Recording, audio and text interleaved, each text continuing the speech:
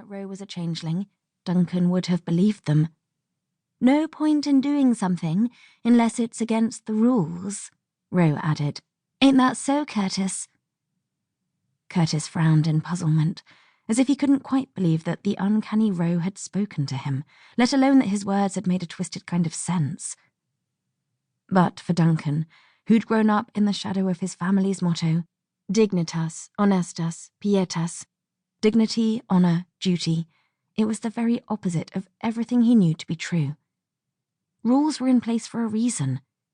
He'd been taught since infancy that rules existed to keep everything running smoothly, and without them, the world itself would eventually fall to pieces. "What are we doing?" Claire drawled from behind Roe. Naturally, the school's most popular boy had to be in the thick of everything. "We are doing nothing," Duncan bit out. "Curtis wants me to help him bolt, but I won't do it. Bad enough that I'm here, not going to make it worse by insubordination." Curtis rolled his eyes. "God, you are such a goody two-shoes." He sang the last words, digging needles of annoyance under Duncan's skin. "Why don't you loosen your laces? We're all going to die someday, so you might have a bit of fun, for once." Duncan's spine firmed, and his hands balled into fists.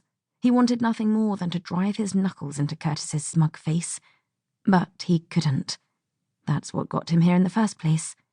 A boy had accused Duncan of cheating at a foot race, and in the next moment the boy lay on the ground, blood streaming from his nose.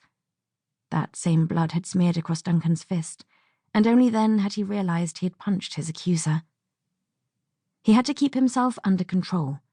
Hitting one boy was a mistake, but if he hit another, he'd veer dangerously into anarchy.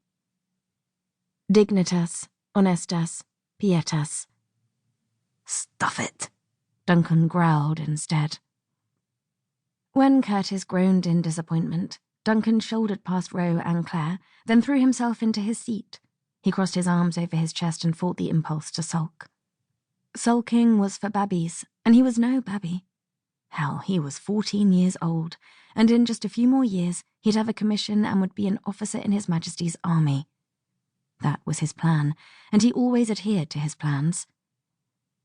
Returning to his essay, he'd known from his earliest memories of arranging his lead soldiers into orderly columns on the floor of the nursery. He'd been praised by his parents and tutors for his exceptional ability to follow instructions, never late for tea, always putting his toys away in precisely the right place, completing his schoolwork on time, which meant that he would be an outstanding soldier and an honour to his family's august name. Yet these boys, Roe, Curtis, Claire, sneered at such control and discipline. They seemed to think it less a guiding principle and more of an obstacle. "It's all right, McCameron," Holloway stammered from his seat. "No harm in doing the right thing." He smiled shyly. Duncan said nothing, but was Curtis right? What if his whole life slipped by and all he could remember was towing the line? Or, like Holloway said, was it better to follow the rules and cause no harm? Damn it, he didn't know, and he hated not knowing. If only this interminable day would be over, so he could leave these boys behind and get on with his orderly, regimented existence. Then everything would be fine. Chapter 1. London, 1817. Summer in London lay heavy on the city streets, the heat stifling and the atmosphere still and thick. As Duncan walked through Mayfair, the urge to remove his hat and loosen the pleats of his neckcloth tugged on him. But nearly 2 decades as an officer in the Queen's Own Cameron Highlanders had drilled into him the necessity of maintaining a neat, orderly appearance. Even now, in peacetime, he couldn't let go of almost 2 decades of training and discipline. As he made his way toward his destination, he noted labourers working on the front of a house. He envied the men their ability to shuck their jackets and roll up their sleeves. He envied them for more than their sartorial choices, too. They had work to accomplish, a purpose that got them out of bed each day and ensured they slept well every night.